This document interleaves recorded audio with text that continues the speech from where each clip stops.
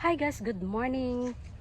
It's a sunny day today and ito, vlog na naman. Iba-vlog ko guys, yung ikukwento ko sa inyo guys, yung nabenta na kalamansi nung kahapon or wholesale 70 per kilo. Pero pag retail 100. Kaya kumita din kami kahit paano, kahit konti. May napitas kami dito guys, oh. Kasi pag sobrang dami ang supply sa merkado, tag 15 na lang ang kilo. So, mas okay na yung 70. Kahit konti meron. Kumbaga, mabilis lang ang malaking pera kaagad. Ngayon guys, ang gagawin ko, manguha kami ng sanga ng kamuting kahoy kasi ilagay sa bakod habang basa pa yung lupa. At least mabubuhay siya pag kasi basa ang lupa.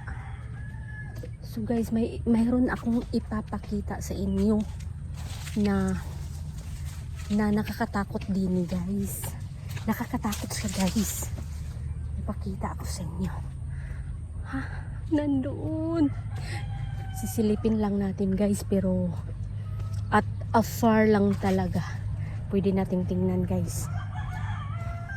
Pakita ko sa inyo guys.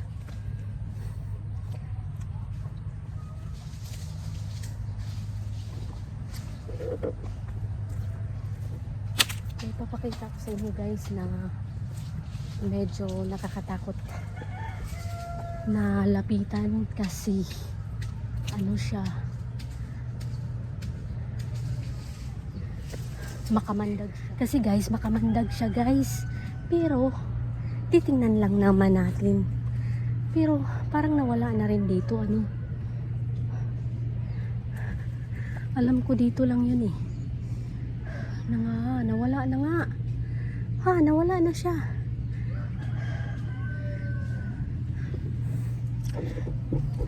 So guys, may iba akong kwento sa inyo guys na i-share. Ano kaya yun? Nasaan na kaya yun guys? Ayun! Lumalaki na siya. Teka. Lumalaki na siya guys. Ayan guys. Lumalaki na siya. So ito lang ang banda roon guys, yung maitim na yan yung nakabitin sa puno is ang laki ng bahay ng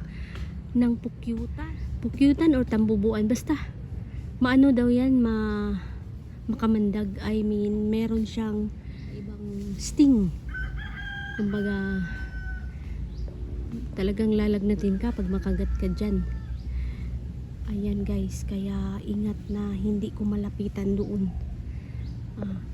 Kasi na lang, lalagnatin ako pagka ganyan. Nakakatakot. So andito kami ngayon guys sa balanghoyan, sa Bisaya pa balanghoy. Taniman ng balanghoy. Or sa Tagalog ito, kamuting kahoy. So itong mga sanga guys ang kukunin namin para gagamitin sa bakod. Para double purpose siya. Habang tumubo at nagkaroon na siya ng bakod, mayroon din siyang laman pag lumaki na. Ayan guys. So kaya kinunan ko to before pa man makuha or ma-harvest na ito. Ayan. Medyo marami-rami din ito. Guys. Yun. O, diba? Sa mga hindi pa nakaalam sa aming kalamansian, yung hindi napanood yung mga previous videos ko, or ngayon lang napanood ang video na to. Guys, ito pala yung tanim namin na kalamansian. Ayan. Medyo kaunti naman man lang siya, pero at least mayroon. Sa panahon ng magbunga ito, ang dami. Ayan. Lahat yan namumunga yan. Lahat. Ayan guys. Hanggang doon sa dulo. Kahit munti, pero meron. Ayan. Dito naman, oh. Pababa, meron din dyan sa pababa. Meron din dyan sa pababa, guys. At saka, nag-start na siyang lumago. Oh, lumago na siya. At least, may pagkakunan ng income. Ang matatawag dito, guys, pag mamunga to, ito yung magiging passive income. Kasi you are not working, but the calamansi, kung mamunga na siya, magkusa na lang siyang magbigay ng income. Kaya passive income. Ayan guys. 'Di ba? Kaya pag may lupa kayo na maganda yung landscape, maganda yung medyo mataba, taniman nyo na. Di ba, may bunga siya. Taniman nyo na ng kalamansi habang may panahon pa. Habang bata pa kayo, guys. Hanggang pababa yan doon din sa kabila, meron din doon. Kahit papano, basta meron.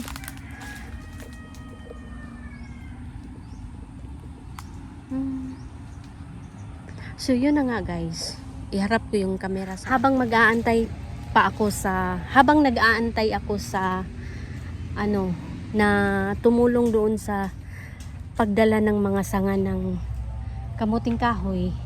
So magkwento muna tayo guys. So ang nangyari pala na yung pamangkin ko, mahilig siyang bumili ng mga ukay-ukay. Yung magagandang style kasi sa Abu Dhabi rin kasi guys, uso doon ang ukay-ukay, hindi lang dito. Tapos ang mga ukay-ukay doon talagang magaganda yung hindi lang sa quality pero may pangalan. So original siya at saka style niya maganda. Ngayon, ang nangyari guys, kinuwento lang naman niya sa akin, sinishare niya. Kaya ayaw na niyang bumili ng mga ukay-ukay kasi noong panahon ng trabaho, habang suot niya yun, pero hindi pa niya napansin guys. Halimbawa, sinuot niya yun kasi isa sa paborito niyang damit yun. No? Isa sa paborito niyang damit yun, yung kanyang sinusuot. Isa sa pinaka. Kumbaga, yun talaga, lagi niyang suot. So ngayon, suot niya yun guys. Nagkaroon siya ng problema sa opisina. Bigla siyang pinatawag kasi may complaint. Ngayon, okay naman, nahilot yung kumbaga ang reklamo. Kumbaga first attempt. Pangalawa, syempre pag may magreklamo, yan, hindi yan basta-basta maniwala yung office. Tinitingnan yung guys, tinitingnan yung camera pag may complaint. Tinitingnan yung camera. Ngayon, pangalawang complaint hanggang naging 3, hanggang naging 4. Doon na niya napansin guys na habang suot niya yun, yung damit na yun guys, may complaint siya na maayos naman siya sa trabaho niya. Okay naman siya. Biglang may complaint. Kumbaga, ano lang, mga minimal ano lang ba? Kasi nagtrabaho siya sa school. May ano, it's either complain sa kanyang co-worker or sa parents, parang ganun. So nung ni-review na ang CCTV, doon niya nakita guys na tuwing suot niya yon. Tuwing suot niya yon, kaya nung napansin niya, hala, pareho ang suot ko, sabi niya, pareho ang suot ko lahat, itong damit na to. So simula noon guys, tinapon niya yun sa basurahan. Tinapon niya ang damit niya yun sa basurahan. So from that moment or from that day, tinapon niya, kinalimutan niya.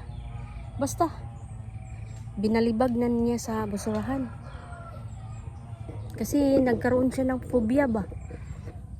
Kasi sa CCTV, yun talaga ang suot niya.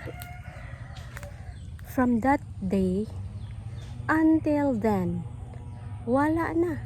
Until now, wala na siyang complain day. Wala na siyang complain. Wala na, as in wala na.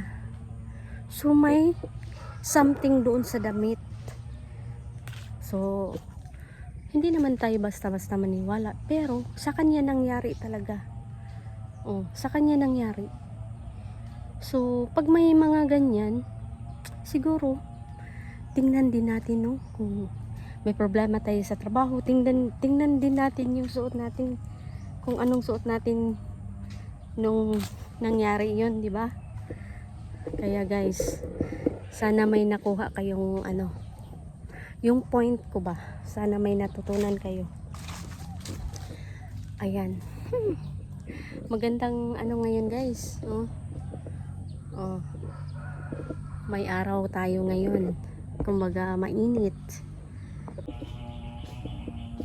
Ayan si Haring Araw. So kaganda ng paligid, di ba?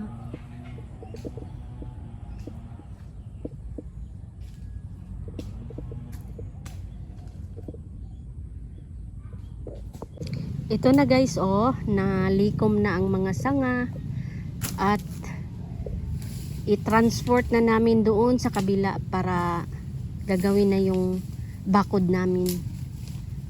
Bakod ng manok para safe yung manok. Hindi lalabas. Ayan. Problema ang manok kung lalabas. Dapat makabalik talaga.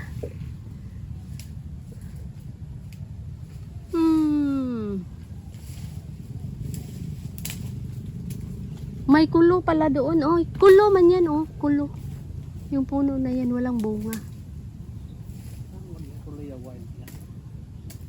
Kamansi. Kamansi yan. Kamansi. Guys, nandito pala ako sa aming kubo. At ipapakita ko sa inyo yung dalawang inahin na naglilimlim dyan. Ayan. Napisa na kasi yung ano niya, yung itlog niya na may sisiw na siya.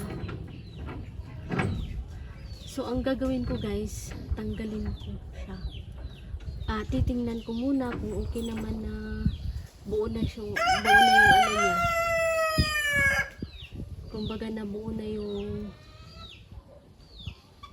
kumbaga lahat na yung napisa, kukunin ko na siya, ibababa ko na. Kasi nandyan si Bruno sa baba, baka makain yung mga sisiw. Okay guys, samahan niyo ako guys. So ito na guys, guguluhin ko na sila. Guys. May nakahanda namin din akong anong din eh. Titingnan ko kung okay na sila. Ay.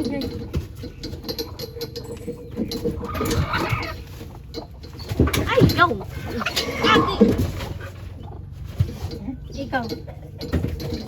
Ikaw, namiso na sad ka?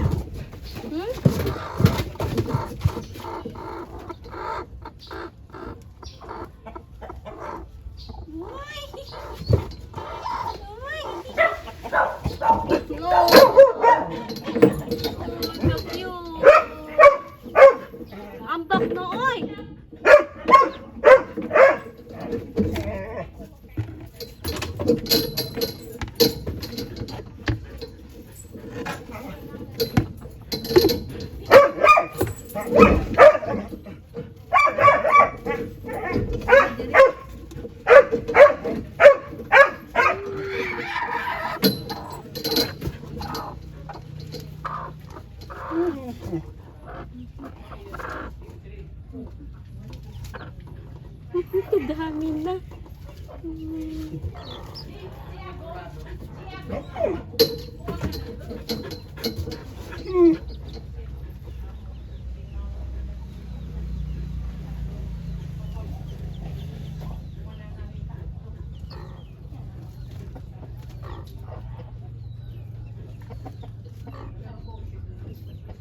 May isa pa, may isa pa.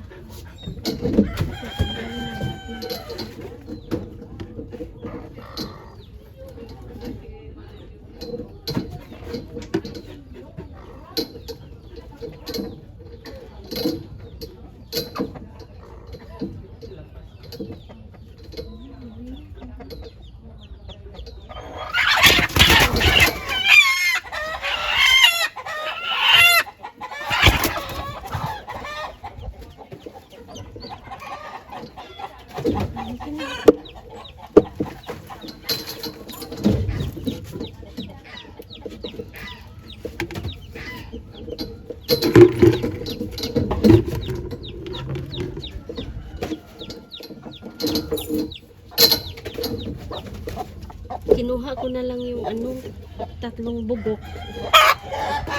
kasi may isang natira, sure yun yung magpisa pa na.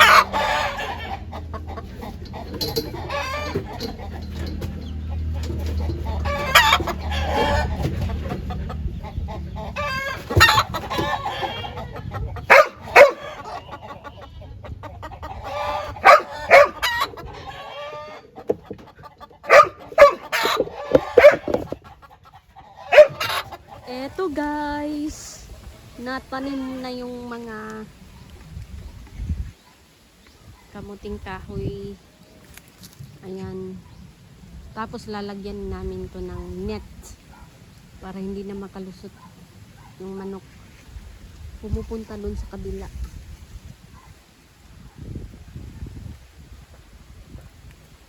Ayan, di ba? Ganda, di ba? Pag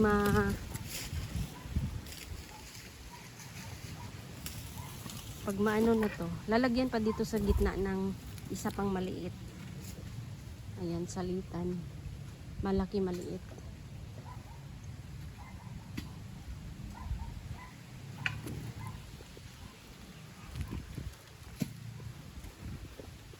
So dito tayo guys, titingnan natin yung manok na may sisiw.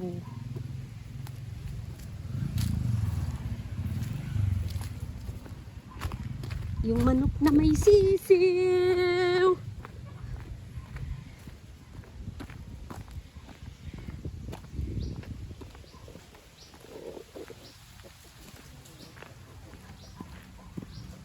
Yan, nag-relax muna sila.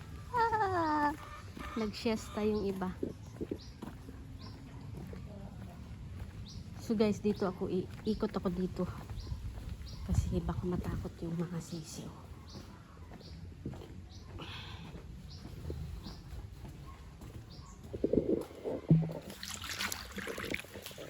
Ayun guys. Ayun sila guys.